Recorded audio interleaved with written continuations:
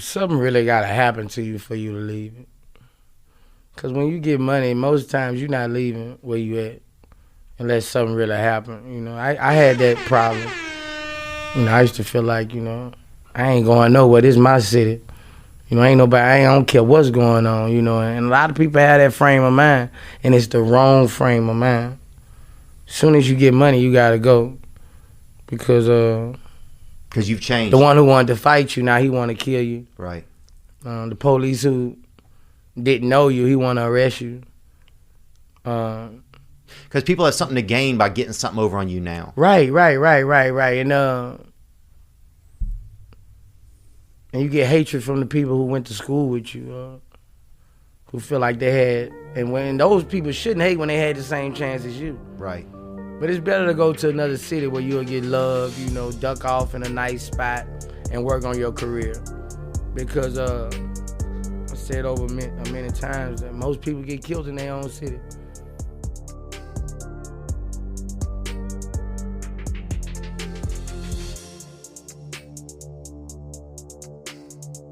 Yo.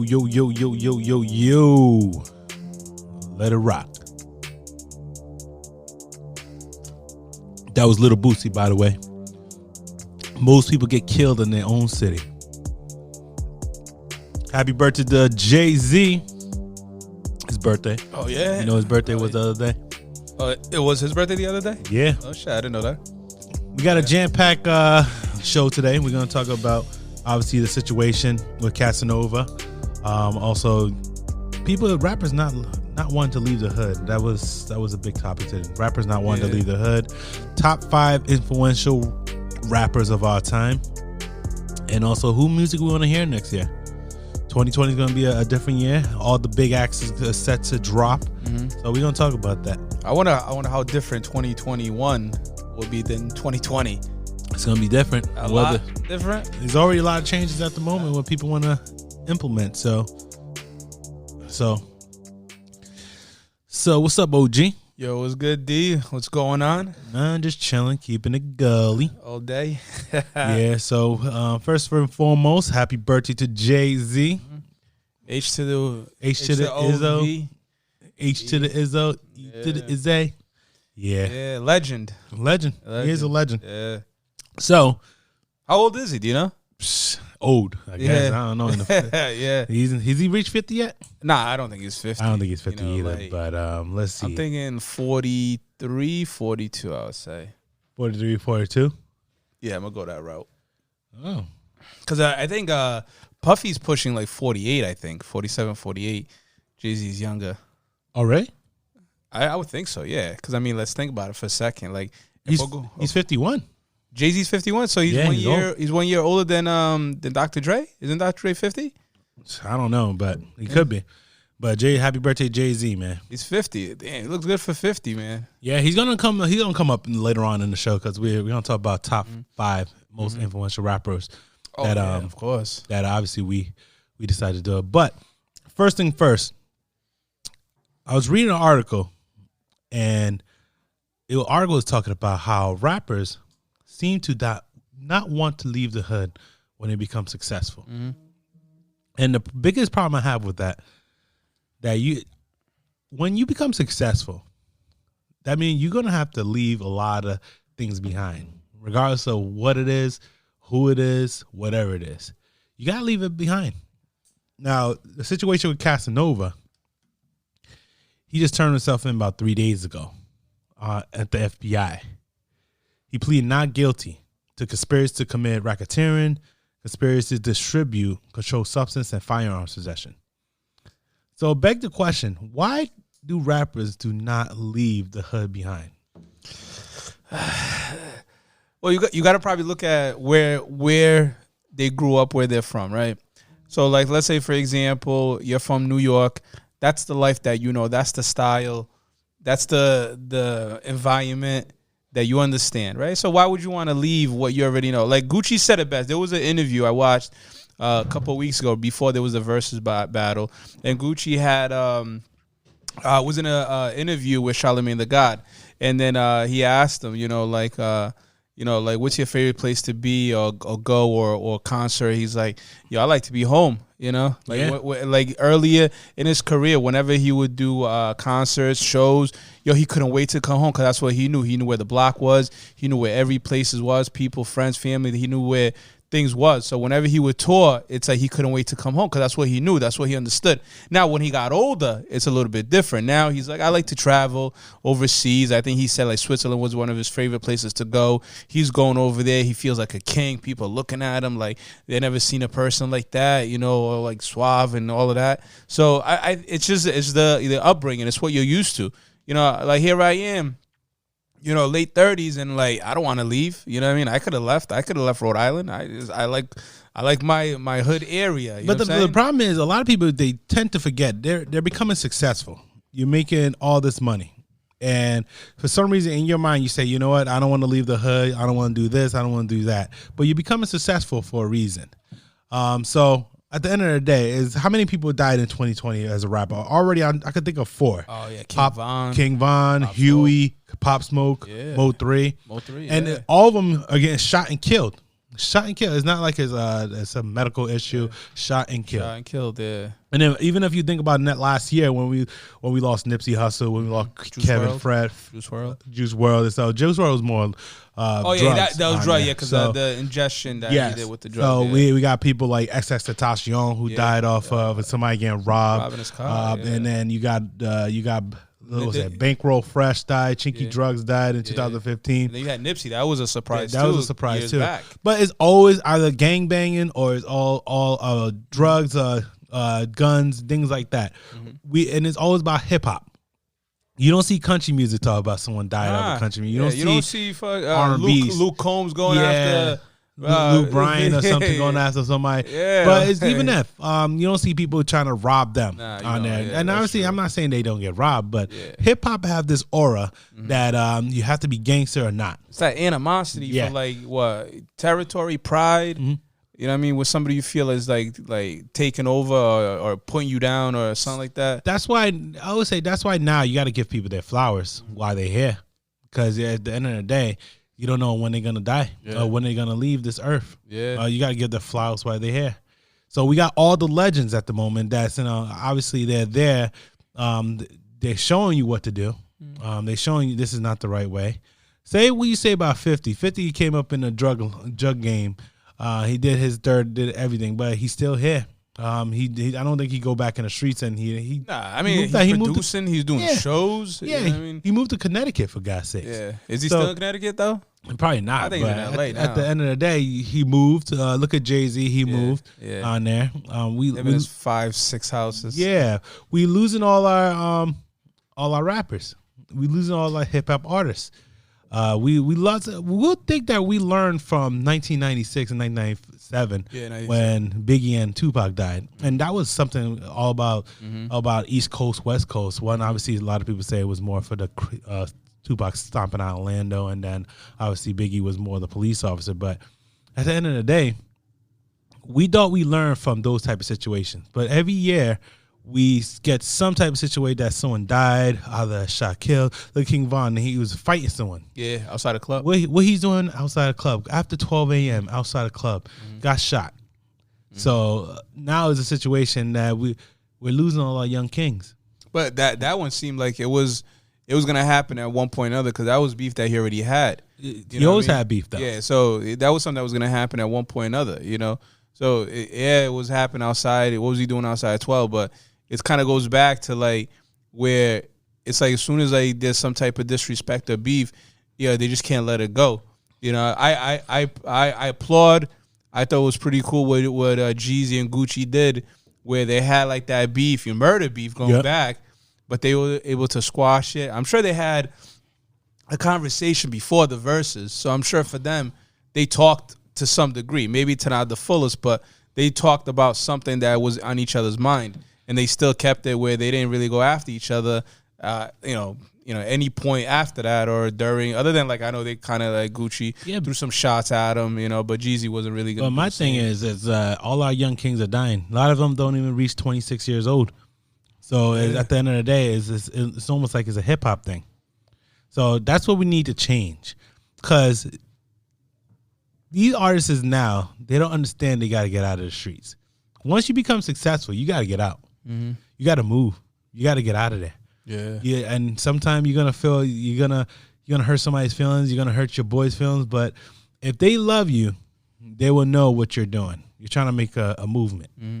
So a lot of these cats don't have no money. Yeah. That's why they sell drugs or do whatever they do. But they gotta get out of the streets. Yeah.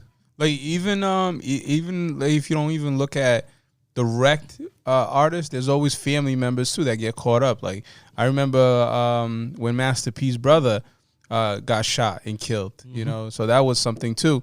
You know, and C Murder ended up doing his own bit on another thing too, but. That was something that happens too. Sometimes not even direct artists. It's somebody's family members too. Yeah. You know. Yeah, if you think about it, when Nipsey Hussle died, Jam everybody. Master Jay. How about that one?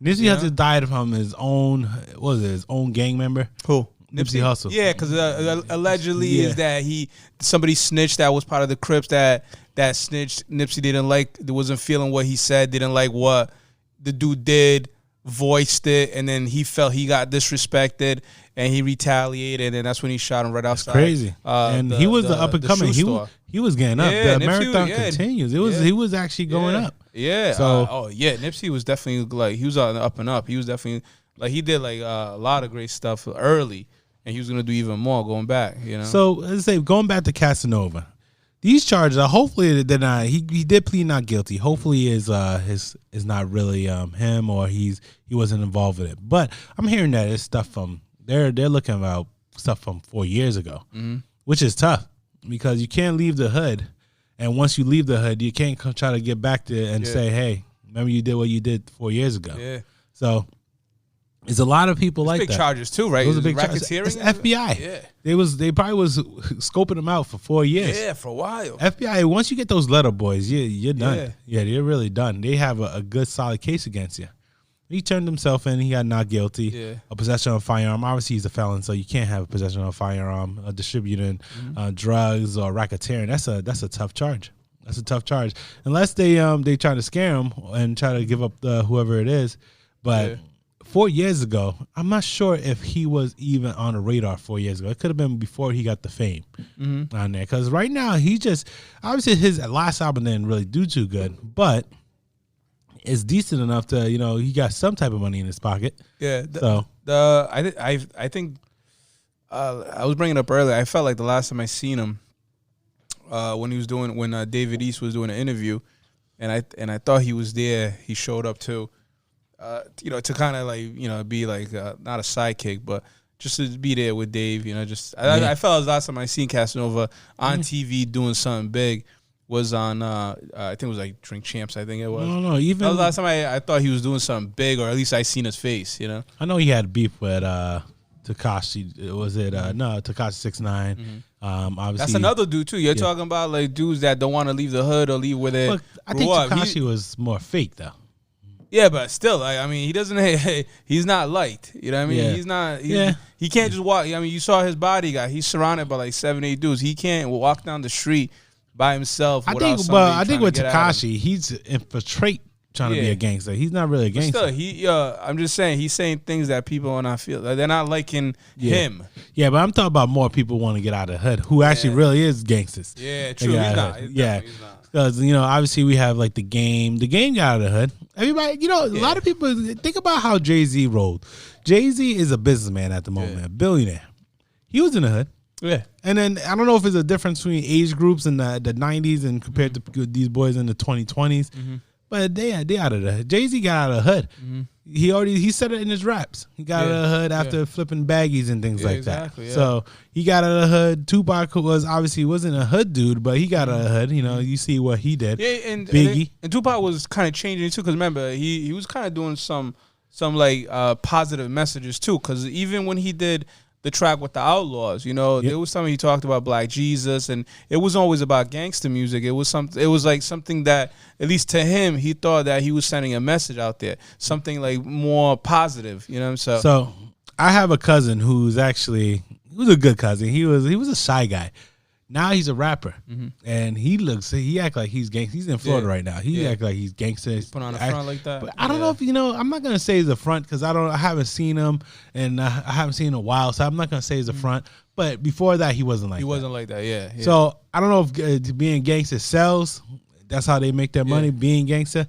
But it wasn't like that. And I see him one time on YouTube with his guns and things like that. Look at girls, right? Sex sells. Yeah. I mean, if let's say we want to throw a name out there, let's say Nicki, for example, right? Mm-hmm. Like, she used to do battle rap. You know, I think Brooklyn, she used to do battle rap, right? Mm-hmm. Now you look at her, she has implants. She's sexy as hell. She comes out. She is sexy. You know what I mean? She's skillful as hell. You know what I mean? She's the best female rapper, I think, of all time. You know what I mean? It's funny. There's guys as a goat. Is she a doe? Yeah, because female goat. Yeah, whatever. Yeah. You just gotta get the acronym for doe. But either way, anyway. So my point is that she did all those implants because sex sells. Cardi B. You know what I mean? I remember maybe like 5 years ago, something like that. I remember my girl watching one of the reality shows. I don't know if it was Hip Hop of Atlanta, whichever one it was. Yep. And I remember her being there because I remember that annoying voice, right? And then she ended up leaving the show to concentrate on music. Now, if you go pull up a photo, an image of her 5 years ago when she was doing reality to how she looks now, completely different. You know what I'm saying? So the whole point of it is that sex sells. So I guess for rappers, gangster sells. You know what I mean? Like hip hop, they want you to be the type of dude that came from the streets and survived. Then you could tell me how you survived. Yep. And I think that's what sells. So to your boy, he's telling you what it took for him to survive. It just depends if it's true or not. Well, and that's for the one to judge. My thing is, these rappers are supposed to teach the kids something in life. Obviously, that begs the question: who is the top 5 influential? Now, and don't even have to be about lyrics. Don't even have to be about top 5 influential rappers. How do you when you say that? Do you look at it of all time? Do you look at within the last 5 years? Because I think all time, but all time. It's all time. I'm talking about all time. Okay. Whether it's how they make you feel, what they do in their business, getting out the hood, things like that. Top 5. So already number 1 got to be Jay-Z. Yeah. See, that's the obvious. It's not that obvious, but there's a reason, so I'll go with the Jay-Z. Jay-Z. The only reason why I say Jay-Z because he kind of taught you how to do it. Yeah. He taught you how to be a businessman. Yeah. He was speaking knowledge. And right now, I still got to go back to some of his raps and say what the hell he was talking about. He told Sometimes you. it just flies over your head. You got to listen to it more than once. Yeah. So he taught you how to be a businessman. He taught you how to be an MC. He taught you how to love his family. He also taught you when he got caught cheating how to get out of it too. So he taught you who to be with. It taught you a lot of things. That's right. But on top of that, he taught you how to be a businessman. Sure. That's my number 1. Yeah. Who's yours? All right. So mine, I'll start off with P. Diddy. Okay. So, but is he a rapper though? Of course he was. Of course he was. Okay. He, I mean, Puff Daddy and the Family. He did the one.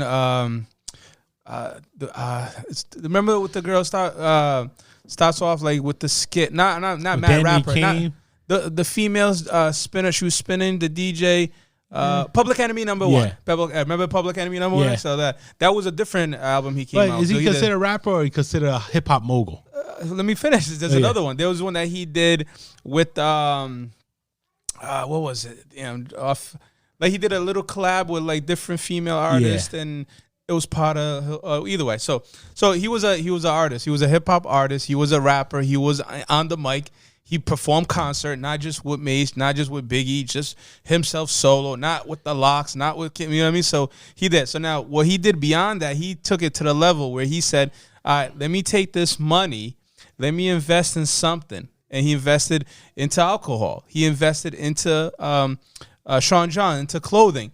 And then he spun it to a whole nother level. And then he said, let me buy a TV network, Revolt, right? And he even went as far as to buy the NFL team. So what he tells you is that a dude that was just doing like apprenticeship with Arista. Yeah, thank you. Yeah, good memory right there. Yeah. So yeah, he was doing that apprenticeship from that level, lost his dad at a young age, to then taking that over to now him almost being a billionaire. In other words, he's everything. He's music, he's clothing, he's alcohol. He's TV. He's media. He's all of that. So he's definitely influential because he didn't leave it at just doing music. I put him as a hip hop mogul. I don't think he's a rapper to me, but he's a rapper to you. As long as he's a rapper to you, I think he's more of a producer than anything else. So if let's say let me put in this perspective, right? Let's say you're flipping the channel, right, and you come across, let's say, one of his music videos where he did a solo. Would you stop for a few seconds just to listen to it for a little bit, just because you remember? Yeah, it? but the reason why I that stopped, means it was good music. Is my point. Not all his albums are good music. No. My point is, because think about like Pharrell. Pharrell did the singing and rapping, but it's almost like the same thing. He did the same thing as Diddy, as in singing and rap. I'm not talking about like as far as hip hop hits. Pharrell had more than Puffy. I'm not saying he had more than Puffy, but at the end of the day, Puffy's more of a producer. Matter of fact, everybody wrote his songs. He didn't do his own songs. I see that was an he argument. said it himself. No, that's true. But so there was an argument that Fat Joe brought up that I was listening to, is that some people say Drake gets all this credit for a lot of shit that he said, but he has a ghostwriter too. No, that's allegedly. Allegedly, now, I'm going by. But here's the thing about ghostwriters. A lot of people always try to say Drake is a ghostwriter, but soon as someone has input on that song, they consider a writer. A lot of people forget that. I don't think Drake has. He don't make people write his song, but soon as somebody put an input on the song, you're considered a writer. Mm-hmm. So that's just logistics. So if you know about Quentin when he did his when he did the 666, or he did the what was the song? It was if you read this now, it's too late or something like that. Mm-hmm. That's why a lot of people do it. It's Drake. It's Drake's song. Mm-hmm. You can't tell me if that's like what Jay-Z said. If you made Drake, and make another Drake. No. Drake is one of a kind. I'm not taking anything from Drake. It's no ghostwriting. Like a lot of people say ghostwriting for everything. A lot of people say Lil' Kim got ghostwriting by a lot of people too. It's possible. So, I felt like Biggie did some ghostwriting for Lil' Kim. So at the end of the day, ghostwriting is just a credit. Mm-hmm. But back to like top five. Sure. I say Jay-Z. You say Diddy. I say Diddy. Yeah. So number 2, I would say Tupac. That's a good one. Because the reason why I like Tupac, because he made you feel black was the thing to be. Yeah. Regardless of how you feel about him, black was the thing to be. Yeah. Then he influenced that he's not only doing rapping, he's doing acting. Yeah. He's doing poetry. Yeah, he did that. He's civil. He's a civil activist. That's right. So at the end of the day, that will be number 2. He always going to be number 2 because he was one of the icons of our time that you say, you know, I want to be black. Mm-hmm. I want to speak out. Mm-hmm. Matter of fact, most of the time, if you look at anyone who's doing any type of demonstration or protesting, you could always relate to him. Yeah. To see no changes. That song Changes was just a big monument. And right now, I still hear the song Changes every time I do a protest or someone do a protest. But poetry, he does acting, everything. That was number 2. Let me add on to that. The other reason I agree with that is I think I wasn't young. Like I was listening to music at a young age to listen to KRS-One, Public Enemy, NWA, because I don't think they were really mainstream in the East to the level. It's like almost like we knew about them after they blew up, not during. You know what I mean?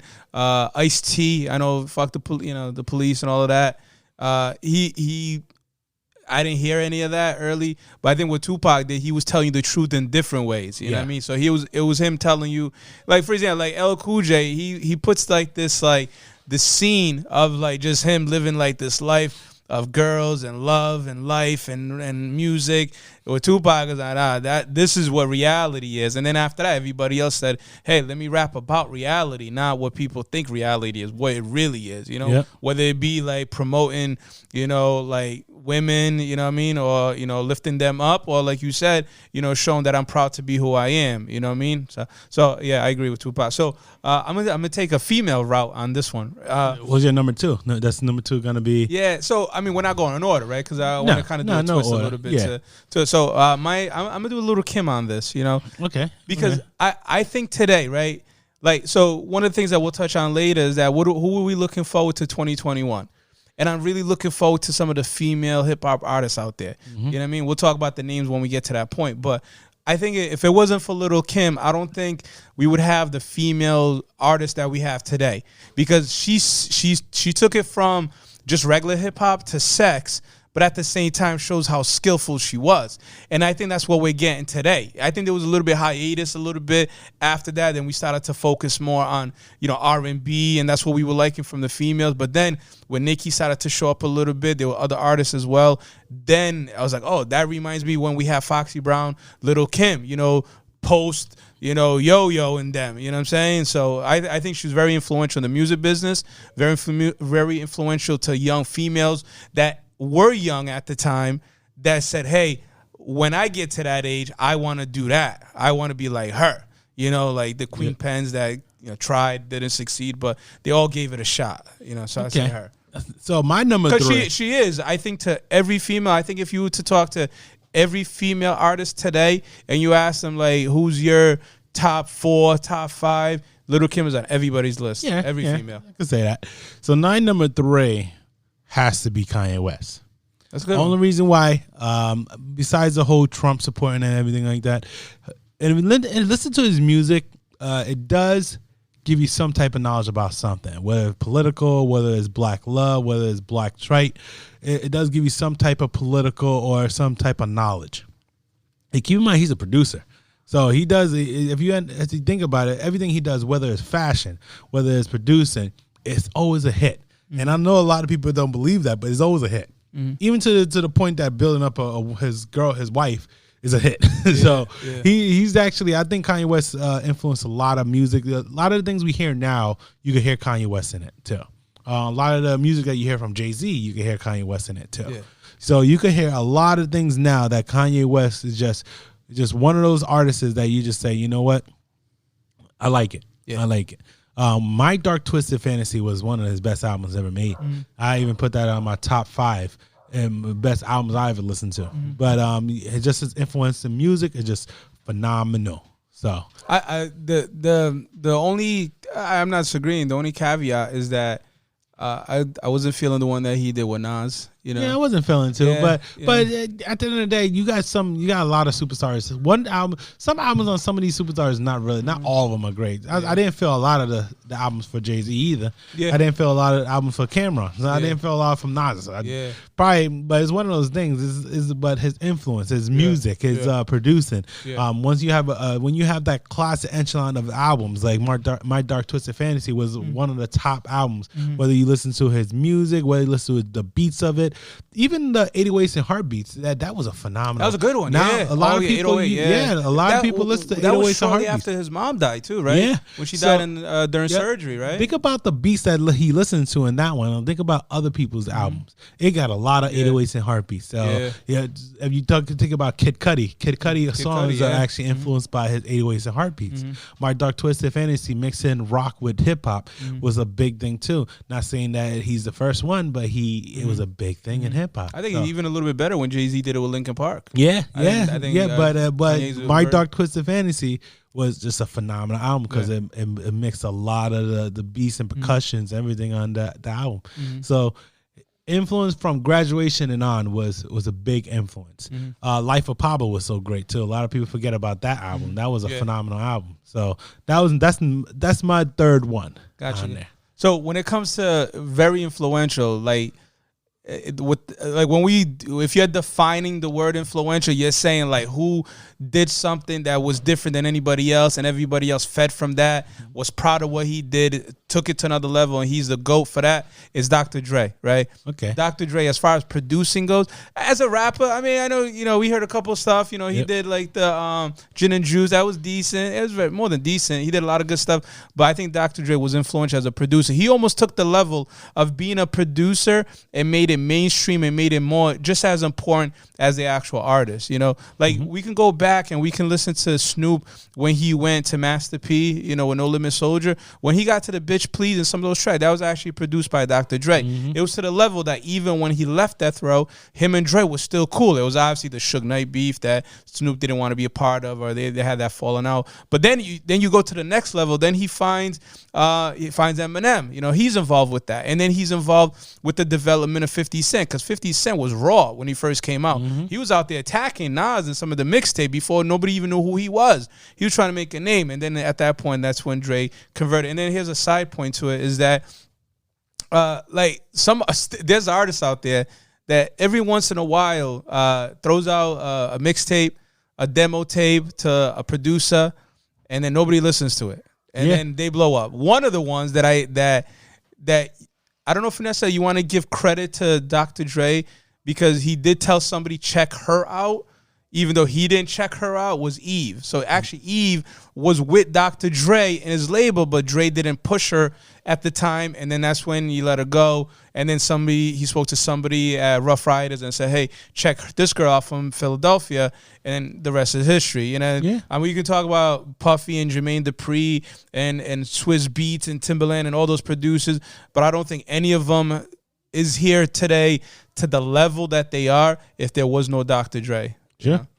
So my next one has got to be Master P. And we forgot one more. And he sold beats for a damn a lot of money. Oh, yeah, sure. Do you remember it was like $500 million or something like that? Yeah, I would think that more Jimmy Iovine too. Him and Jimmy Iovine was smart with that one. With the beats? Yeah, with the beats. Yeah. So my next one is Master P, because you can't talk about the South without Master P. The hustling, the selling anything, selling stuff out of your car, the clothing line. Yeah. Everybody forgot about the P. Miller clothing line. That's defining hustle. Oh yeah, he grew the company from the ground up. Yeah, he built it. So even if I got the hookup, that was like a phenomenal. Oh, the film. He did it all by himself. Yeah. If you want to self-made. If you want to actually be a hustler and you want to actually kind of learn what hustling is, think about what Master P did. Master P had nothing, but he made his mama, everyone famous on there. He brought all his kids with him, and look at Soldier, whatever.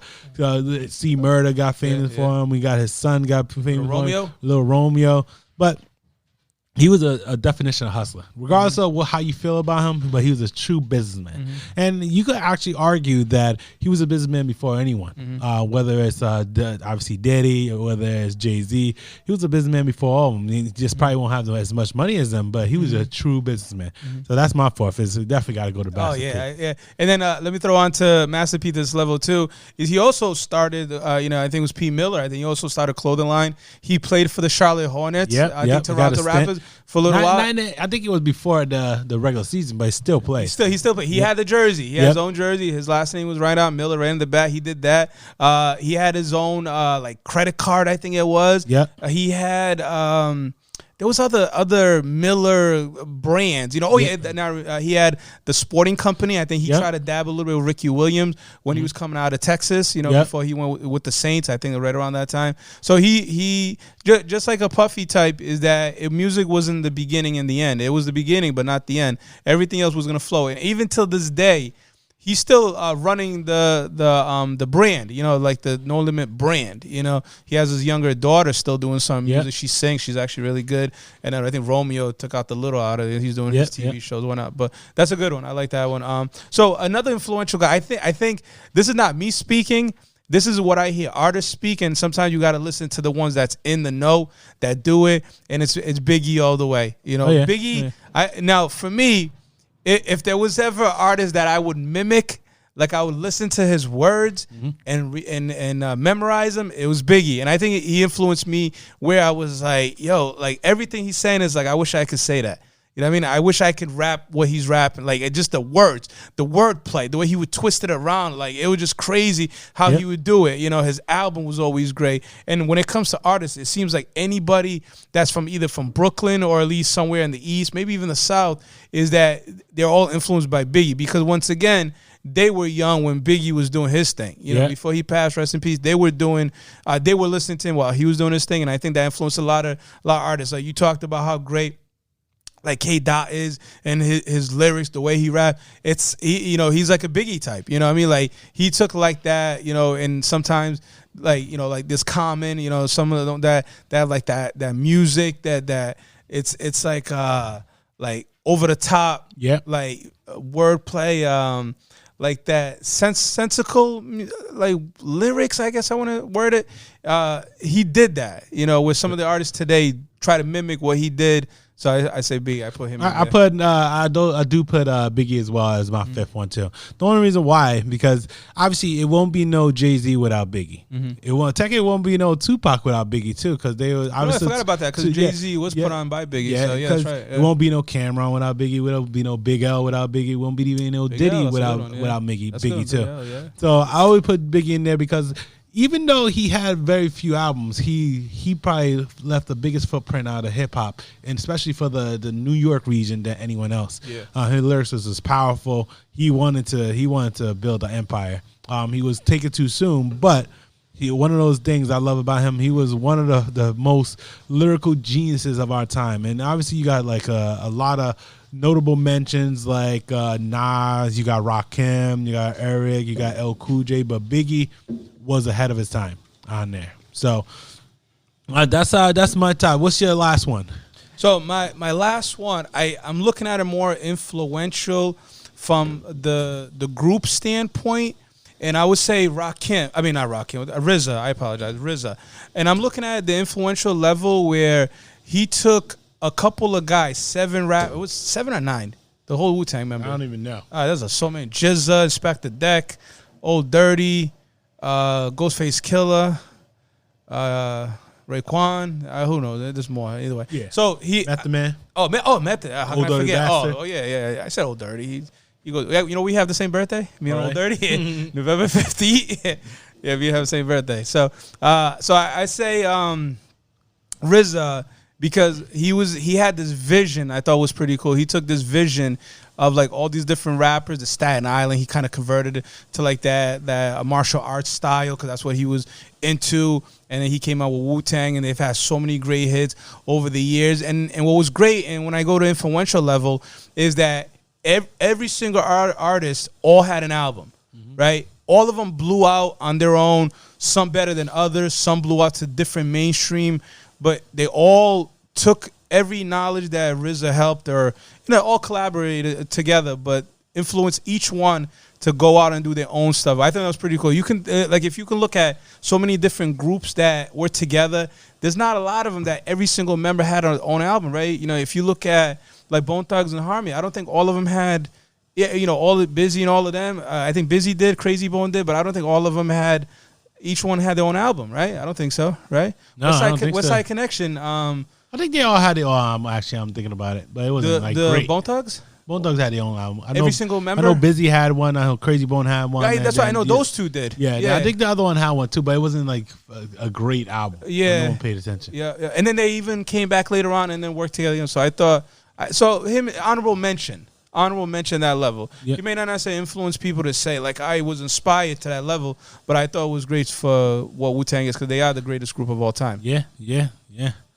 But what we doing? You doing your top 5? Oh yeah. Oh yeah, man. You gotta do your top 5. Yeah. You gotta do your top 5. So you're gonna hit with this beat right here. Yeah, bring it on. Do your impression of Dr. Dre and influence me.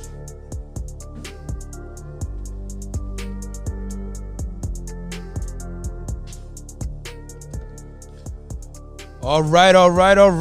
Let's get it. The top 5, fellas, 5 of the week. Let's go. Number 5, Free Kavan. Who is Kavan? Do you know who Kavan is? Kavan is the loneliest elephant. Why is he in the top 5? Why is he being mentioned?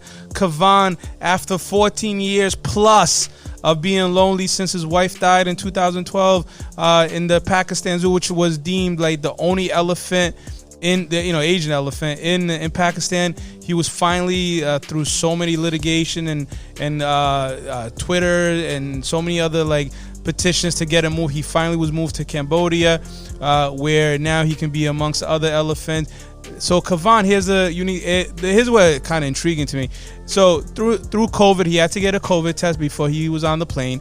They had to strap him in, put him to sleep, all of that before he got there, and then eventually, got him up. All that allegedly, roughly is what they're saying. As I was watching this, is that it cost about $400,000 to move him to Cambodia from Pakistan. Wow, Kavan. Usually when I get a plane ticket, I'm thinking maybe 150, 200 from here to Florida, 400,000 to move the elephant from Pakistan to Cambodia. Here's even better. Like Cher was there, like free. Kavan was part of Cher's movement on Twitter as well. She was there supporting, making sure that he landed, and he was there safe. Yo, he got a fan base, and Cher's one of his followers. Wow. Congratulations, Kavan. Now you're free. Let's go. Number 4, last night, Saturday, the internet, it was buzzing. It was buzzing. It was Stu. You know, the parody of Stan, the Eminem hit back in 2009. So it was a Christmas version by Pete Davidson on Saturday Night Live. Everybody was talking about it, at least on TV and on the media and everything. It was funny. Eminem made his appearance right at the end. The lyrics, Pete Davidson, you could do a little bit of that, rapping. I don't know. I mean, you're funny. I like you on some of the other skits, but I thought that was hilarious. It was interesting to say the least. Can't wait to see what you do next. I'm sure it'll be funny either way. Number 3, Harden, James. Excuse me. Russell Westbrook to Washington, John Wall to Houston. So this is the 3rd trade of Russell Westbrook, right? Is it 3rd? No, second trade. Yeah, 2nd trade of Westbrook. So why is this important? I just want him to win something. He's going to go to Washington. He was in OKC. He didn't win anything. He was in Houston. He didn't win anything. Now he's going to Washington. He may not win anything. I like Westbrook a lot. He reminds me of Allen Iverson, with a faster engine, taller, more aggressive, can't shoot. John Wall's washed. What was the point of the trade? Washington, didn't we learn from other players? Bradley Beal is good. Leave him. Get some draft pick. But either way, Harden's moved again. Westbrook has moved again. Wall is moved for the first time, and it should be a good pairing, at least for Houston. Finally, James Harden will have a point guard to help him out. I suspect along the way, they'll do the same thing. They'll make the playoffs. They'll get beat by the Lakers or by Golden State, and it's going to end at that. And then we'll see what the next trade is after that. Maybe Harden actually goes to Brooklyn like he was playing. Number 2, Power is back. We took a good month and a half. Everybody, it's the number 1 show. It's the number 1 show on TV. It's Ghost. The first book was phenomenal. Omar Hardwick was phenomenal as Ghost. Now Tyreek is now the new Ghost. He's taken over. So Ghost comes back after taking a mid-season break, and now we get to find out what happens to Tyreek along the way. What happens? Does Tasha get out of jail? Does Tyreek go to jail? Does he do that? Let's see, who's the lawyers that does a lawyer eventually catch him after that video where he caught him talking to Ghost right at the cemetery? What does he do? Here's the real question. What girl does he go with? Does he go with Lauren? Do we know? What about Monet? Is Monet gonna be the queen? Is she taking over? Davis, the lawyer, Method Man. What's his agenda? Cooper. Damn you. What's going on here? We'll find out. I'm glad it's back. And then number 1 on the list, it's the last week of fantasy football into the playoffs for a majority of 14-team leagues and 12-team leagues. Some 10-team leagues, I think you have one more week to go. But for the other type, 12-team, 14, this is the last week. Did you make the playoffs? Do you need one more game? And is this the week that if you get that one game, that extra win, you make the playoffs? Do you have a bye? Do you have anybody on your team that you feel will take you to the championship? We'll find out. I know I made the playoff. We'll find out if D did. Today's the last day. Make sure you get your lineups together because there's the Monday, there's a Tuesday game. So it's not just today. So make sure you have everybody put together because money's on the line.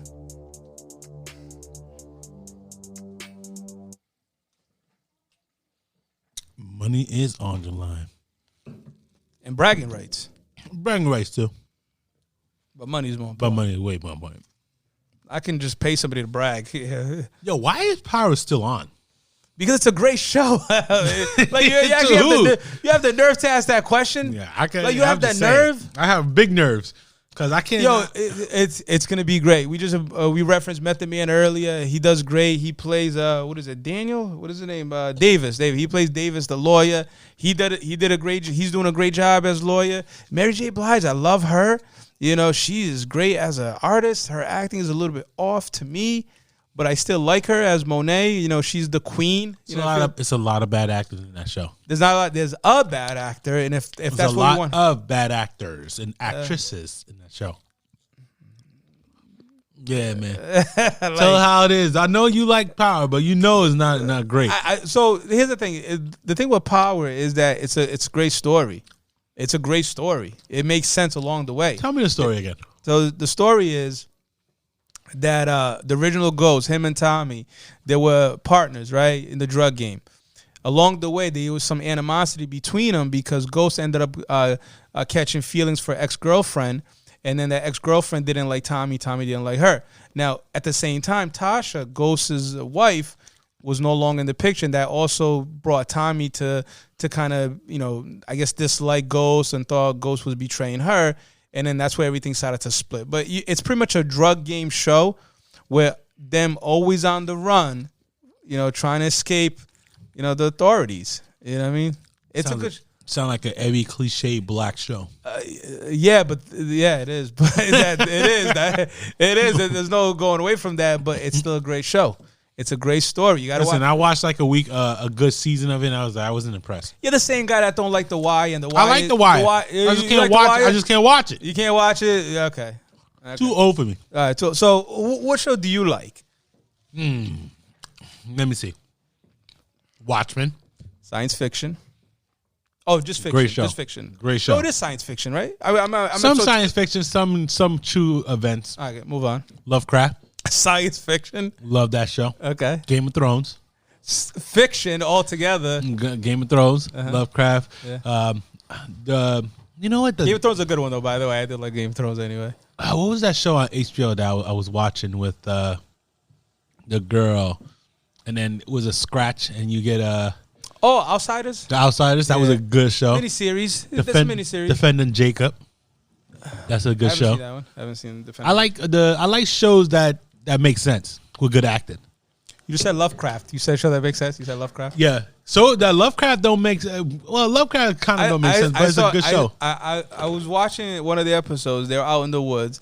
This is not a spoiler for anybody, but they were out in the woods, and all of a sudden, a couple of like aliens or beasts came out of nowhere. They ran away as soon as there was the light. But you know what's the purpose of that? I haven't got to it, but so does that make sense? When he was running, when they was running away from the sundown.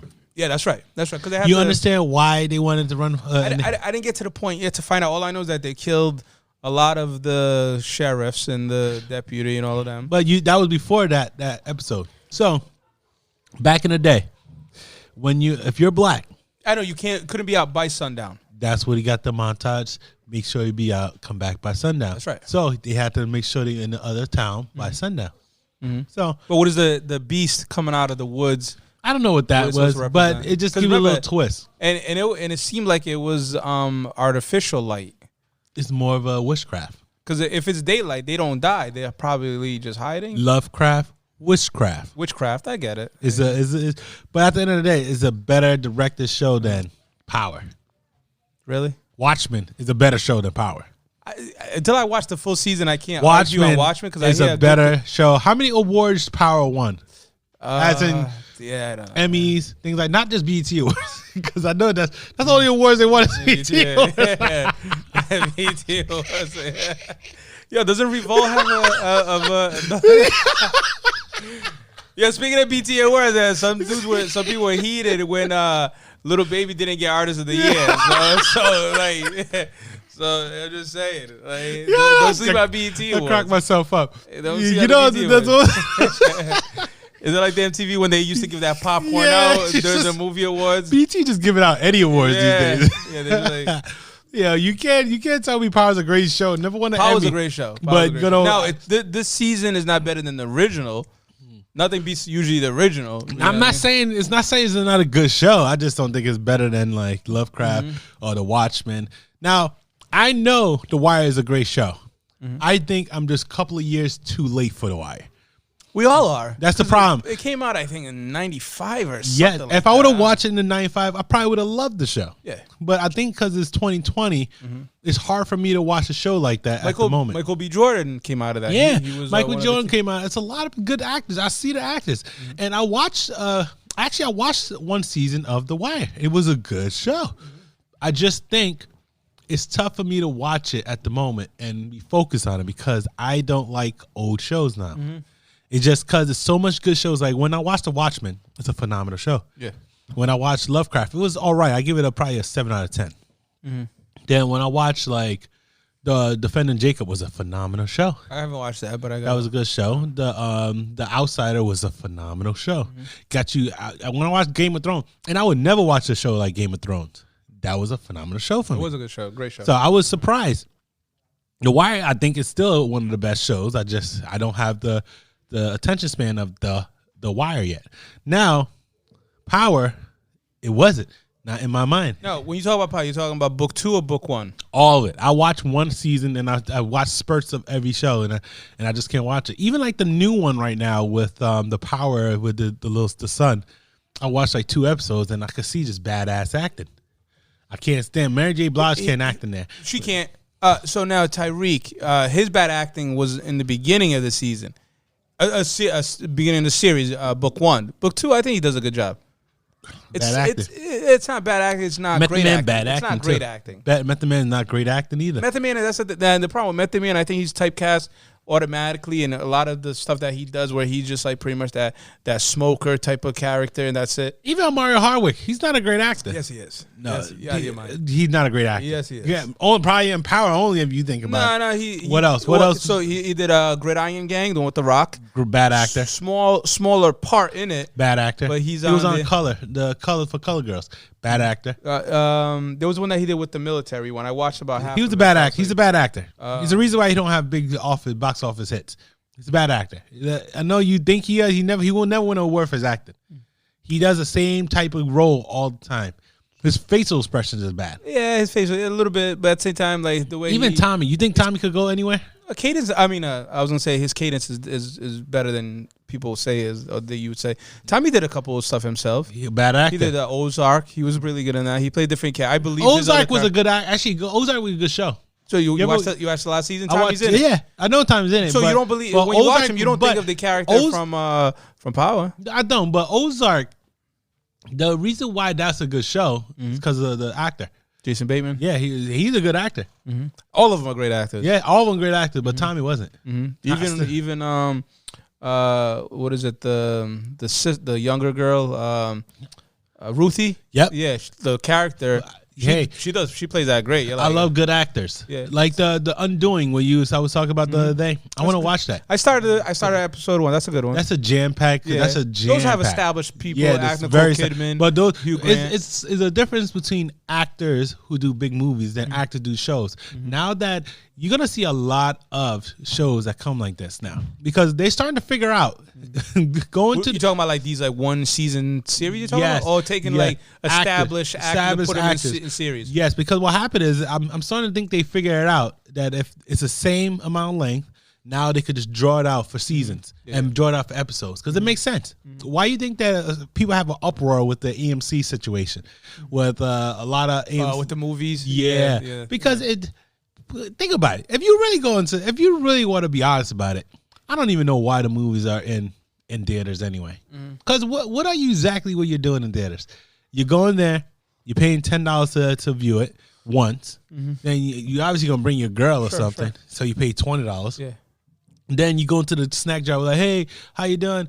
Butter or not butter? Yeah, butter or not That's butter. another $15. Well, yeah, that's what I was gonna. My point to that is that the movie, they're not making a lot of the artists. They're not making money necessarily because of the movies that they're doing. Is that these theater companies are paying them so that way they make the money off the concession stands. Yes. So essentially, the money is not because enough people buy tickets to the movies. They don't. So it's the concession. So that they're when making the money. when people have an uproar about Ames, man, that's a good idea. Yeah, I mean, at the end of these artists or actors, but rather they'll make the same money if they were doing Netflix or HBO Max and they're doing their own contract with them. I get it. I understand.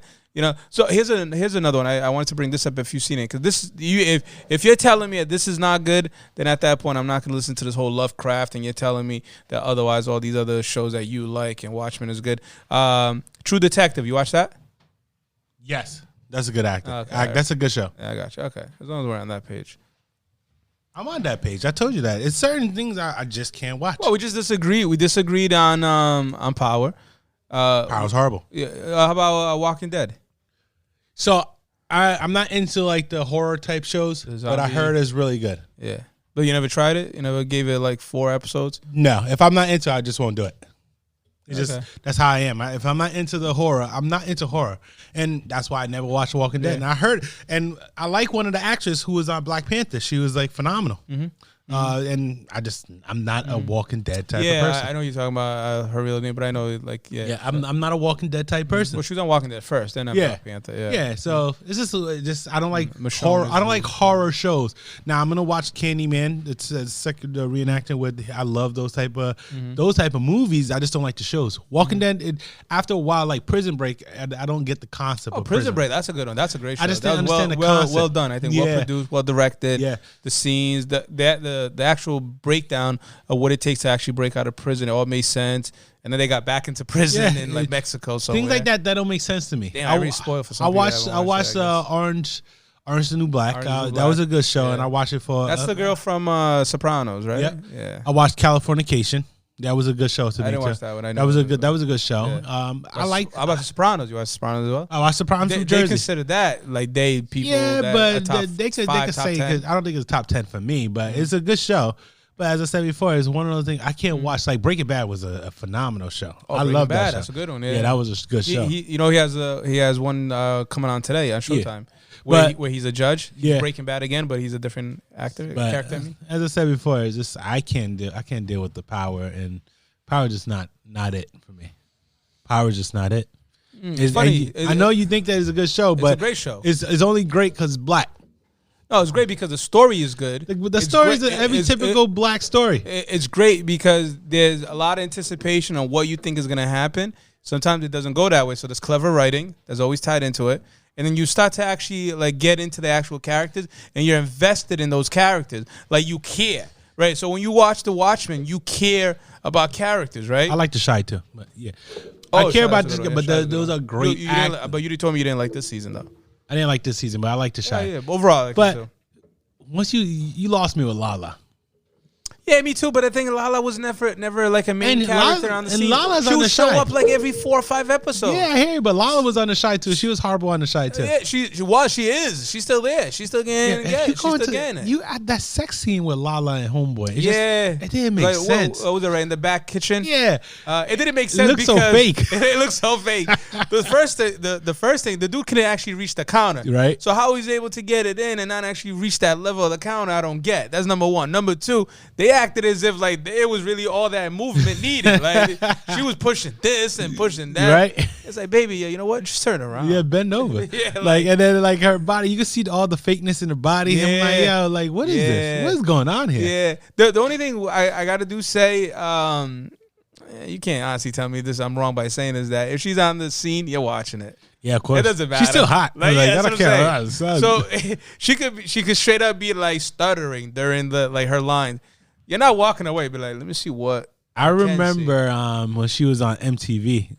I still remember when she was she was a VJ? Yeah. I remember. Yeah. I remember when there was a New Year's, you know how MTV used to do like the New Year's kickoff and whatnot? And this is going back, way back, way back, right? Where her boyfriend at the time, fiance, proposed to her on MTV. And she was like, yeah, happy, got the ring. I think it was like 2 years later. They was already divorced because she said yeah, and the dude played it right. He proposed on TV, so she would say yes. 2 years later, she's like, I'm blowing up. You know what I'm saying, like, give me $1 million. And she got Carmelo. Yeah, exactly. Yeah, Carmelo cheating on her like crazy. Had a love child, and but how he goes. Yeah, they got the sons of babasketball players. Yeah. Is he? Is he too young? No, well, he plays in AAU. So Okay. right now he's probably around 16. Ugh. Usually you can start around 14, depending on where they live. They're registered in Florida, at least she is, and I think that's They still together? They're separate, right? Well, they're not officially not together. They didn't divorce, but they do they do like that separate thing. You know what I mean? Yeah. Kind of like that Will Jada type of thing where like on paper we're together, but you know what I mean? Since we're rich, we got 4 cribs. I'll be Yeah. at this crib. You just be at that crib and don't disrespect. I know she hanging out with Kim Kardashian a lot too. But 2021, what's the albums you looking forward to hearing? So Drake's album, Yeah, I definitely want to hear Drake. that one. Yeah, so that's the Megan Thee Stallion just came out with Good Times. Okay. I haven't okay. listened to it yet, but it's number 2 on the Billboard. So Yep. Body is like blowing out. I saw a little bit of it. So yeah, literally saw it, not listened to it. I was like, let me see it, then I'll listen to it. But anyway, so I'm looking forward to that. Let's see. I haven't listened to The Babies yet, but I hear that's pretty good. Okay. Baby came out with like 2 albums this year already, or Yeah. 1 album. It's just too much albums from him. Yeah. Oh, The Baby or Little Baby? The Baby. Okay, yeah, Baby. he already The came Baby. out with a couple of albums already. Yeah, Little Baby, he's not doing that political thing anymore. He came out and said that about a month ago. We mean political. Like, you know how like when we had like the Can't Breathe, when he came with the songs and he was attacking like the protesting and wanted that to be the thing. He's like, you know what? He had some beef with like somebody like in the political realm in Georgia, so he's not doing like those political style music. Okay. But so those are so far. Like, I'm looking forward to what Nicki can do. You know, it depends on when she's ready to leave the young man at the crib, you know, with the hubby. So I'm Drake, obviously. I did listen to No Ceilings, the mixtape with Lil Wayne. That was pretty good. I want to listen to it, That's but pretty I still gotta forgive Homeboy. DJ before I Khaled's listen to it. all over the place for no Yeah. reason. But yeah, I know. I gotta forgive Homeboy for a while. And you know what? Sometimes you can forget a legend. Sometimes you can. Can you? Lil Wayne's you can, because I mean, is he really the type that you can trust him like to say smart things? No, not really. Music, great, outstanding. He's a genius musically. You know, when it comes to politics, like, do you really like, can you listen to him? You know what? Like, if Jay-Z came out and said it, I'm be like, damn, really, Jay-Z, really? I'm gonna 2021. I'm gonna have that same energy I had in 2020. When I don't want to listen to you, I'm not gonna like you. I'm not gonna like you, because you know, at the end of the day, if you want to be honest about it, his albums haven't been really great for the last 2 albums. Yeah, they've so. never been great. But- It's just more that he has these like a couple of tracks that they're like, damn, that's good. Yeah. Yeah. You know what I want to listen to? Kendrick Lamar coming out next Oh, yeah, year. he's supposed to. Yeah, that's right. Yeah. Rihanna's supposedly coming out this year, 2021. Drake, obviously, Drake is one of my favorite artists. Yeah. It's supposed to be in the works. Drake and Chris Brown album something together, correct? Like a collaborative. So that's gonna be a good one. J. Cole, when he decided he wanted to go to get his song out as well. I remember when J. Cole was the guy. Yeah. Yeah, the guy. Yeah, like in hip hop, he was the artist. He was the one, and I think he slid down a lot. Yeah. Then I want to listen to Summer Walker. Hopefully she has some. Usher is supposed to come out with an album Usher? I in didn't know that. 2021. Yeah. He's working on it because you notice him having some songs lately. So Usher supposed to come out with one. Other than that, I don't know if it's an album after those couple or 6 albums I want to listen to. But Drake, J. Cole, Kendrick Lamar, Rihanna. I want to listen to Summer Walker, Usher when he comes out. Those are the ones I really want to hear next year, I want to have a Chris Brown Drake collaborative, because I know that's what he's starting to do these days. What about Travis Scott? Do you hear anything about him coming out with something? I don't know. You know, Travis Scott, I don't like to listen to his album too much, although his last album was phenomenal. That last album with Astroworld, that was a phenomenal album. I like that album. But I don't know if I want to listen to him at the moment. Yeah, like, you got to have a he mood did the for one him. with the Scots too. Yeah. That was good. It's a moment for him with Travis. Travis Scott, I gotta have a moment with, but I love him as an artist, but outstanding, just too much sometimes. Yeah. But Drake, I listen to all day. Yeah, Chris Brown, I listen to all day. Usher, I listen to all day. Summer Walker, she wasn't my favorite in the very beginning. Then it's kind of grew on me, and that was a beautiful album. The first one was a beautiful album. And who else? Bryson Tiller, I was so disappointed in 2020 in Bryson Tiller. Matter of fact, that's a good question too. What was your most disappointing album of 2020? Yeah, that's a good one. That's a really good. Damn, I got to really think on that one. We could do that for next week, I think we might have to. because there was some disappointing albums. I'm like, wow, I didn't know it was gonna be that trash. Yeah. So yeah, post that for next week, because I wanted to ask you this too. I know we're probably about to end soon. Is that the Versus is coming up, and we Ashanti? we have Ashanti Versus Keisha Cole. And when is it? The 12th, The 12th, yeah, which is a Saturday. which is different. When was the last time you had a verse on a I Saturday? always thought it was a weekday. Well, I thought I saw it on Saturday. Well, I don't know. I gotta check. But that's different. It's a Saturday. Yeah, Is it 12th 12? is a Saturday. Yeah, I saw when I was looking. I said, yeah, the 12th. It's the 12th. It's a Saturday. I remember looking at it. I was like, there was a Patti LaBelle one. That was a Monday. When we did the Snoop DMX, that was a Tuesday. The Gucci, that was a Thursday. There's been thrown out there, but it's always been weekdays. But this one looked like yeah, you tell me. Anyway, but that, what do you think about how that one's going to turn out? It is a Saturday. It's It is a December 12th. Saturday, yeah. I know they have a lot of Keisha Cole fans out there. But to be honest with you, it's Ashanti has bigger hits. And Ashanti has bigger features. So it's going to be a tough outing for Keisha Cole. Now, if I know a lot of people like Keisha Cole, Love is one of my favorite songs. That first album was actually one of my favorite albums at the time. But I don't know how she's going to beat Rain on Me, Foolish, how she's going to beat Rain on Me, Foolish, Oh Baby. Yeah, Foolish. Yeah, that's a good one. How's she going to beat those songs?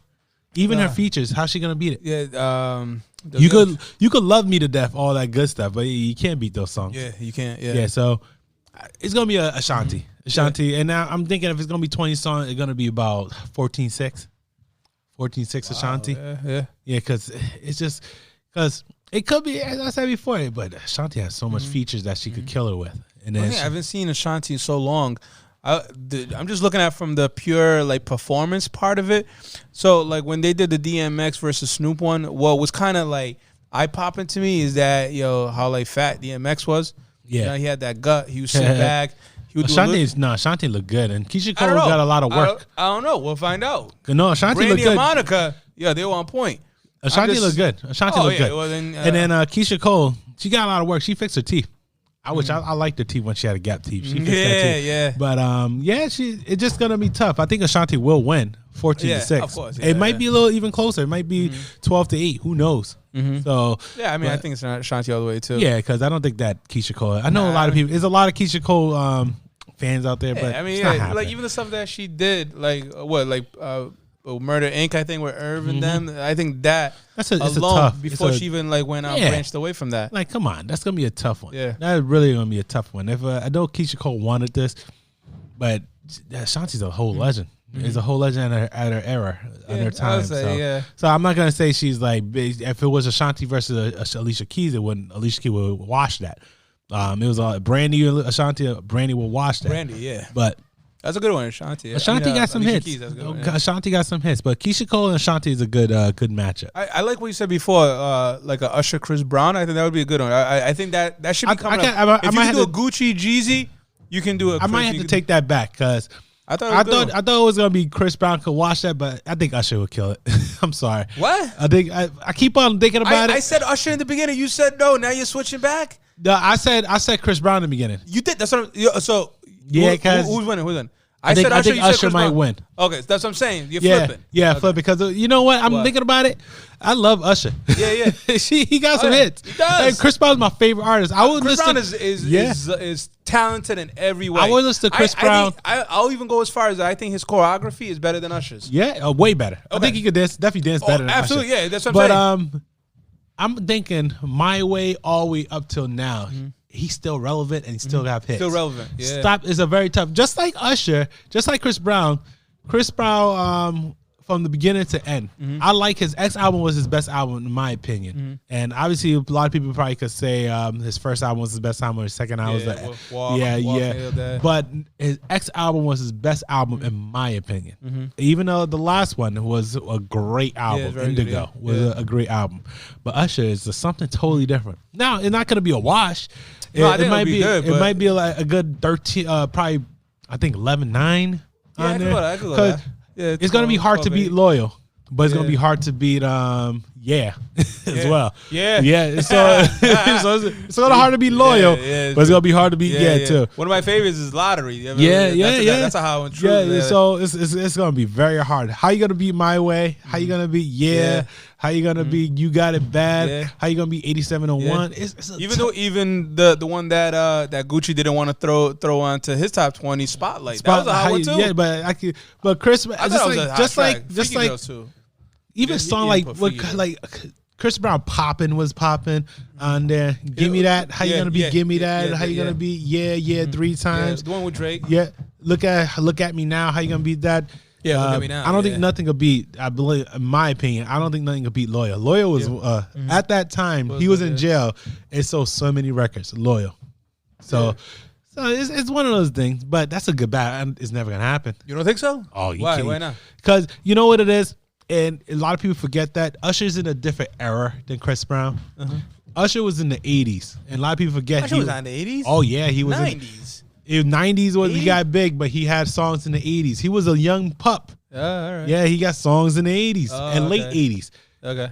Chris Brown was in 2000s. Oh, so just saying Usher was doing it like when he was like 12, 10. Is that what you're saying? Yeah. So it's just like it was kind of unfair with Snoop Dogg and DMX. Yeah, because he did it over 30 years. Yeah. Yeah. DMX was big in the like 90s. One decade. Yeah, he just did it in one span. So keep in mind that's a tough battle. That's like almost you going against Quincy Jones against like one of these newer artists like Will I Made It. Yeah, you can't do that because Quincy Jones had Michael Jackson, had all those cats on there. So you can't do that. Even for those cats. Yeah. Like that. So if you think about it, and we don't know what Usher wrote too, because he probably wrote a lot of songs too. That's a tough one. So that's what I think. I think it's a great battle. But I think Usher would probably go over. Yeah, I felt he had a great relation with Jermaine Dupri, and Jermaine Dupri was hooked up on all artists coming up like a Monica type. It could be Atlanta. It could be one of those things that he literally wrote a lot of songs. So, and I'm not saying because no one could beat Chris Brown besides Usher, because Chris Brown have so many plethora of features. Who could beat Chris Brown besides Usher? Which R&B artist could beat Chris Brown besides Usher? You might have to even get him up with Drake type of thing because it's the. But that's different. That's what I'm saying. But Drake has a lot. Singing with the features and the singing. Keep in mind, Chris Brown's featured a lot of songs. Drake featured a lot of songs. Chris Brown have a lot of hits. Drake have a lot of hits. Chris Brown has a following. Drake has a following. Usher has a following too. But But R&B wise, besides Usher, who could beat Chris Brown? Shit. No one. It's hard to beat Chris Brown besides Usher. Because Usher been doing it for you need a good 30, 40 years work for how to beat Chris Brown. And Usher has 30, 40 years worth of music. Do you think there ever be like a female male in there in the verses? No girl could beat Chris Brown. No. I'm not talking. No. I'm talking about something. It's gonna be tough. I don't think that's it's not already fair. said. Sometimes it's not fair for have that. And I know a lot of. I don't want to be sexist or misogynistic, but it's not fair. It's not fair with something like that. Yeah, right. Yeah, anyway, I can't think of it. Yeah, so no one could beat Chris Brown besides Usher. Yeah. You're gonna try to say Jeremiah? Usher will wash Jeremiah. Usher will wash Miguel. Usher will wash anyone you think of R&B wise. Usher and Chris Brown will wash them. You might have to put Chris Brown with someone like a Drake type of figure to even be close to even beating him. And I think Drake will beat Chris Brown. I can't think. I'm trying hard. I can't. It's hard. Yeah. Who could really beat Chris Brown? But Usher could. No matter how you put it, because I'm just a song.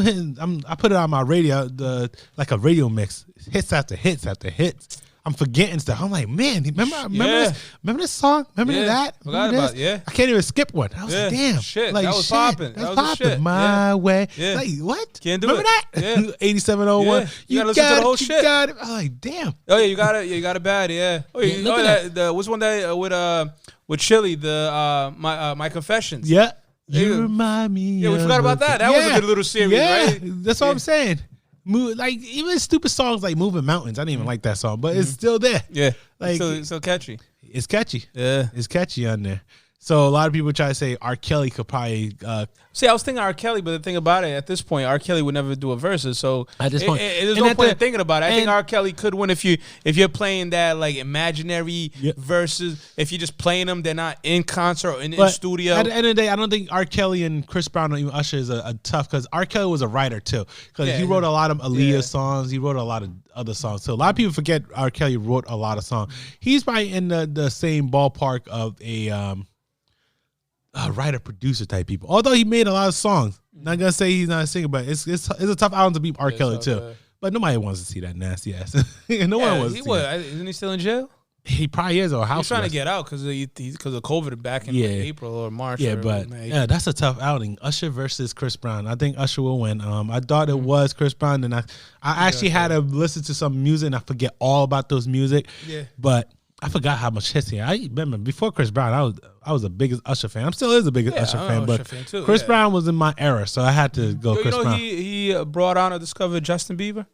Oh, really? Yeah. He, Right. like, through some like YouTube video, he started talking. Even though Justin's Canadian, but it was just Usher that actually put him on to people that knew other ones. Now, a lot of people saying that it might be G-Unit versus Dipset is the next big thing after. That's a good one. That was a good one. The only thing, I don't think you're gonna get all of them in the studio. Young Buck.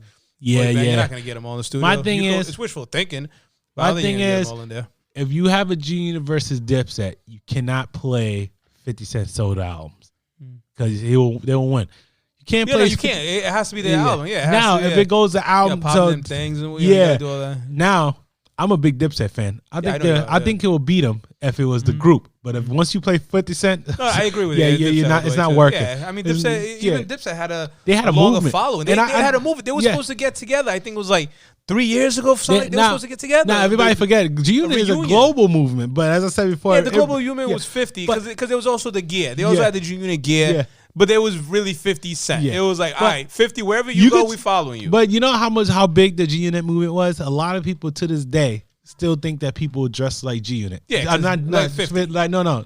People still dress like Dipset. I mean, because to this day, people still have the same style as like as Dipset. Right. Dipset has a different style. Back in the day, everybody wanted to dress like Dipset. With the whole bomber jacket, with the Timbs, the Timbs, baggy, it was the MK jeans, like MK something jeans or something, Pele jeans with the oversized hat with the white tees, the oversized shirts. With the do-rag. Back in the day, that was like a poppin'. But that was also like a Brooklyn thing too, or a New York thing. So that's what they were doing. They just brought it out to the masses and people watching. Even Lil Wayne said it. Lil Wayne said he got his fashion from Dipset. Because remember, a lot of people forget that they had skinny jeans with the skull candies or the skull like chains on the sides. That was Dipset. And the huge studs that Cameron had. That was a huge studs. When people had those pink shirts. The pink. Yeah, you forget. People forget with the purple shirt. Yeah, the purple. That was all Dipset. Yeah, to this day, people still dress like Dipset.